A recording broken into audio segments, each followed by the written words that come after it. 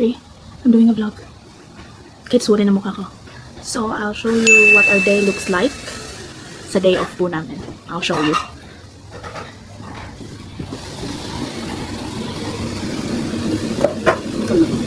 What are you doing? Huh? What are you doing? I'm cooking munggos and I'm making some shrimp dumplings. Ooh, shrimp dumplings. So if you're asking why my face is like this is, hindi mo siya makita. This is a CO2 laser. You will see the result like after 2 weeks. So yeah. Okay, I have it here, my shrimp dumplings. I already processed the garlic, onion, shrimp, and I already put some sesame oil. So we need to put some soy sauce. Wala na tong exact measurements. So you know. Yeah, if you've been cooking for a long time na, you don't need measurements. You just have to taste after. Put some sugar. I think it's okay kung white sugar, but we don't have the white sugar, so brown sugar. You have to mix this one. So as you can see guys, ito na yung shrimp. Nag-crave kasi ako ng shrimp dumplings. So instead of going in the restaurant, maybe I should just make my own. I'm done with my job. Okay, and then tayo nang kain, so we can make it more generous. Okay, you have to close this window.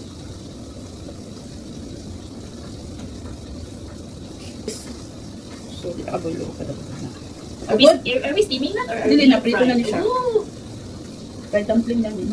Alright. So yan siya. It's gonna look like this with matching balahibo with. Ito na yung ating shrimp dumpling. So make sure lang natin na close. Then, let's just deep fry. Sana hindi mag-open. So, huwag lang natin overcrowded. Pieces. Low heat na kasi ayaw natin maluto agad siya kasi low yung loob. Then, we wait until golden na siya. A few moments later. Yan, medyo golden na pero bigyan na natin ng time. Para naman sa natin naluto sa guys. Guys, low heat lang para hindi agad na masunog yung wrapper. This kind of color. Yan, malalaman mo naman kung luto na kasi aangkat na sila. I think this is what it's ready.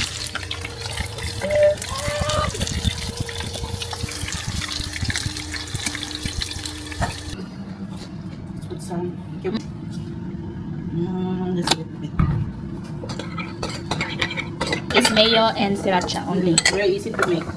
Meron pang isa, yung isa favorite ko din yung isa yung wasabi mayo. Masarap din yun guys, try nyo. Okay, let's see.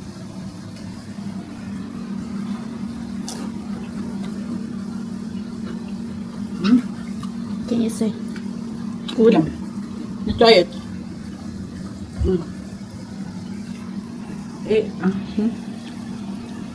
Not too spicy. No. Depende kung gusto mong spicy, lagyan mo ng madami sriracha. Yum, no? Anong prefer mo? Etong ganitong sauce or yung soy sauce with chili oil? Let's make both. Probably, yeah. Later. Okay. Hindi pa kami nag-start nag-inom guys. Ubus na siya. Okay. Craving satisfied na ni Panget. Magiging craving satisfied na kaano.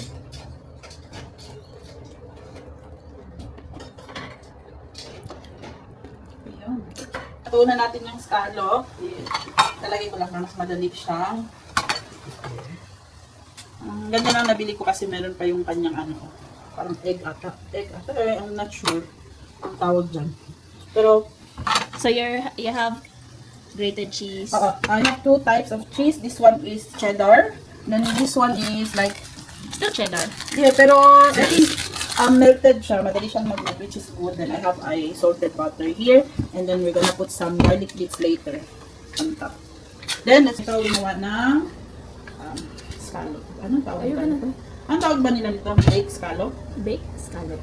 I don't know. And isa pa, salted na to siya guys ha. So, then lalo na yung cheese guys. Minsan maalat na yung cheese. So, I don't I don't recommend na maglagay pa kayo ng Seasoning. oo. This is gonna be exciting! One pack.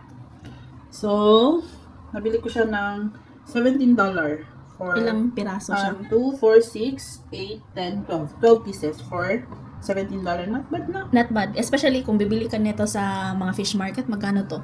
Mahal. Diba? So, let's put the melted cheese na. More cheese, much better. So, we have the butter, we have the cheese. Look at that. And then, let's put some garlic bits. Isa pa itong garlic bits, guys. Ano na to? Salty na din to eh. So, no need to put something. Why are we putting garlic? Para mabango siya. Okay, then after, you put inside. Guys. What is it? This? 8 minutes? No.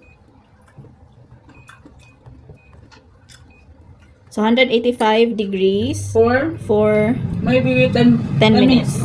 Yep. A few moments later. Ooh, so yeah. Look at that. Wow. See, di pa ilaga ng cheese, no? No? That's not enough. I mean, na-melt lang siya, so di baba siya. So, dapat... Finish this na, babe. Ano? Dito sa mga ito. Yeah. Mahugas ako, ikaw pa. Masasan na lang yung